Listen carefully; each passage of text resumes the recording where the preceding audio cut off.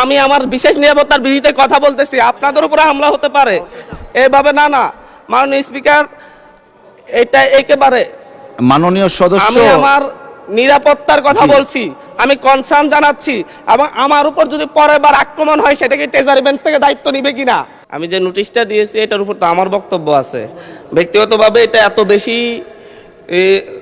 হুমকির মুখোমুখি হতে হচ্ছে। মাননীয় স্পিকার, আমি আসলে নির্বাচনের আগ থেকেই আপনারা জানেন আমি যে অঞ্চলে জন্ম নিয়েছি সেই অঞ্চলে একটি দ্বীপাঞ্চল, এবং যেখান থেকে ইলেকশন করেছি সেই জায়গায় ভূমিদস্যু জলদস্যুদের উৎপাত অনেক বেশি। এটা ধারাবাহিকভাবে গত পরশু আমি হাতিয়া থেকে আসার সময়ও প্রশাসনিকভাবে এবং বিভিন্ন মারফতে জানতে পেরেছি। আমি যে ফেরিতে করে আসতেছিলাম আমার উপর আক্রমণের জন্য ডাকাত দল প্রস্তুতি নিয়েছিল, তারপরে প্রশাসনের সহযোগিতা আমি সেখান থেকে এসেছি। এর আগেও আমি 2 বার আক্রমণের শিকার হয়েছি, নির্বাচনের সময় 3 বার আক্রমণের শিকার হয়েছি।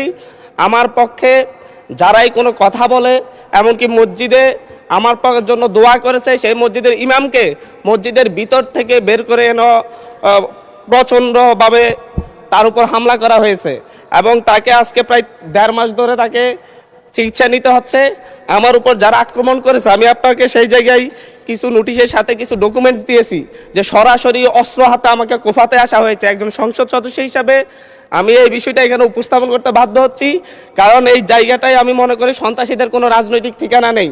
প্রতিনিয়ত বিভিন্ন একটি রাজনৈতিক দলের পদধারী এবং বিভিন্ন ক্ষেত্রে পূর্বের ফ্যাসিবাদী লোকজন তারা সরাসরি ফেসবুকে থেকে একটি রাজনৈতিক সংগঠনের এখনকার শেল্টারে থেকে ফেসবুকে ভিডিও আকারে আপনারা যদি তদন্ত দেন, তদন্তে আমরা রিপোর্ট পেশ করব, ভিডিও দিব, এবং প্রত্যেকটা রেকর্ড আমাদের কাছে আছে যে তারা কিভাবে আমাকে হত্যার হুমকি দিচ্ছে, এলাকায় ঢুকতে না দেওয়ার হুমকি দিচ্ছে। আমি তো আমার যেই এলাকা যেখান থেকে আমি নির্বাচন করছি সেই এলাকায় আমাকে নিরাপদে যাওয়ার ব্যবস্থা করতে হবে, নিরাপদে আমাকে থাকার ব্যবস্থা করতে হবে, আমার সাথে যারা নেতাকর্মীরা চলাচল করবে তাদের নিরাপত্তা দিতে হবে।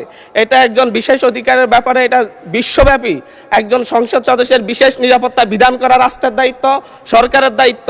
অথচ আমার উপর সরাসরি ভিডিওতে এবং সংবাদ মাধ্যমে প্রকাশিত সরাসরি অস্ত্র হাতে আমাকে কোপাতে আসা ব্যক্তিও এখন যখন আবার আমার নেতাকর্মীদেরকে হুমকি দিচ্ছে, তাহলে তো আমি অবশ্যই নিরাপত্তাহীনতায় ভুগবো। তো এই ব্যাপারটা অবশ্যই গ্রহণ করে আমি মনে করি একটা তদন্তে পাঠানো দরকার, সংসদীয় তদন্ত হতে পারে, এবং কারা এই ব্যাপারে আমাদেরকে, আমি সহ আমার নেতাকর্মীদেরকে কিভাবে হত্যার হুমকি দিয়ে এবং এখন এলাকায় থাকে সরাসরি আক্রমণ করে, এমনকি আমার উপর আমার নিরাপত্তা দিতে যাওয়া পুলিশের উপর আক্রমণ হয়েছে। নট এ সিঙ্গেল আসামি অ্যারেস্ট হয়েছে।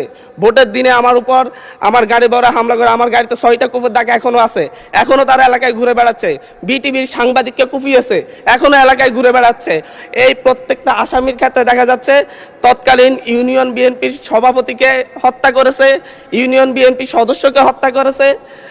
এই ধরনের হত্যা মামলার আসামিরা, এই ধরনের হত্যা মামলা, আমি আমার বিশেষ নিরাপত্তার বিধিতে কথা বলতেছি, আপনাদের উপরে হামলা হতে পারে এভাবে না। মাননীয় স্পিকার, এটা একেবারে মাননীয় সদস্য, আমি আমার নিরাপত্তার কথা বলছি, আমি কনসার্ন জানাচ্ছি, এবং আমার উপর যদি পরের বার আক্রমণ হয় সেটাকে ট্রেজারি বেঞ্চ থেকে দায়িত্ব নিবে কিনা।